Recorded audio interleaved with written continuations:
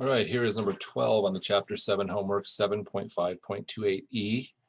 A sample of 150 is drawn from a population with a proportion equal to 0.37 and a population size of 400. And then it's determined the probability of observing between certain numbers of successes. So there's a couple ways to set this up, but I always still just start with what I know. So I know my little n, or my sample size, is 150. My big N, or population size, is 400.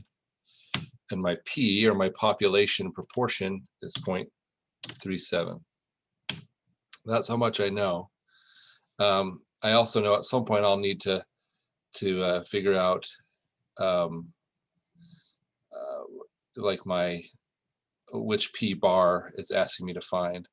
And so if I'm going to do that, I'm going to have successes. That's what it's asking for. And then P bar. So for example, if I had 54 successes, then my P bar would be the number of successes divided by the sample size.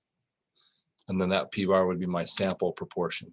Okay, and that's going to change because that's going to be my variable throughout this whole process. So in order to figure out now the probability, I have to calculate my standard error of the proportion.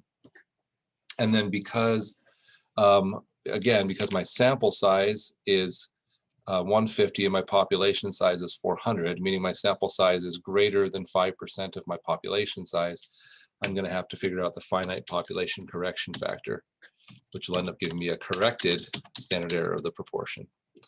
So to find my standard error of the proportion, I'm just going to take my the square root of P, which is my proportion, my population proportion. Whoops, well, I didn't do an equal sign, sorry. Of P, so my population proportion, times 1 minus P. And then divide that by n, or little n, my sample size. So that's the standard error of the proportion. And the finite population correction factor is going to be big N, the square root of big N minus little n divided by big N minus 1. Oops. So my corrected standard error of the proportion is just going to be my standard error of the proportion times my finite population correction factor. All right, so now that I have my corrected standard error of the proportion, I can find my z-score. So I'm going to call this the z of P, the z of P, okay, or the z-score of that proportion. And it's just going to be my P bar. Whoops, let me do it this way. My P bar minus my P divided by my corrected standard error of the proportion. So that's going to be the z-score of this given, actually that would be the z of P bar, really, right? Because it's the z-score of this given given value of P bar. Okay, and then I can find the probability that it is less than that by equal, or it would actually be the probability, the probability of z bar, and then the less than that, less than of, so that's the probability that the P bar, or the sample proportion, is less than 0.36. That's what I'll find here by doing norm.s.dist, put in the z-score, true. There we go. So right there is the probability that P bar, meaning the sample proportion, is less than 0.36. So this wants us to do between 54 successes and 50 successes.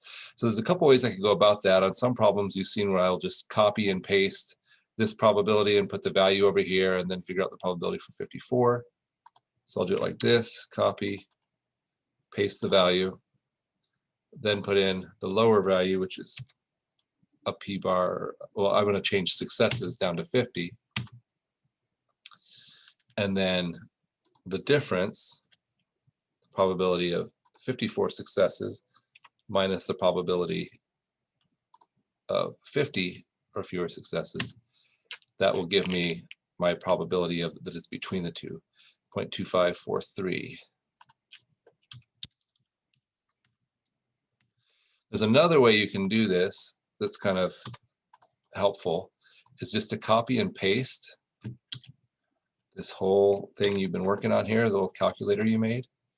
And then you can put in the successes, the higher number of successes here, 54, and then the lower number of successes here, which is already in there, 50. And then I'll have my probability of less than both, and so the probability of the different, or the probability that it's between, is just going to be the probability of the higher one minus the probability of the lower one. So now that that's set up, I can very easily go on to the next one and say 62 successes and 55 successes. The probability that it's between is 0.4601. And then to save myself even a little more brain power, I'll take that down to 4 decimal places.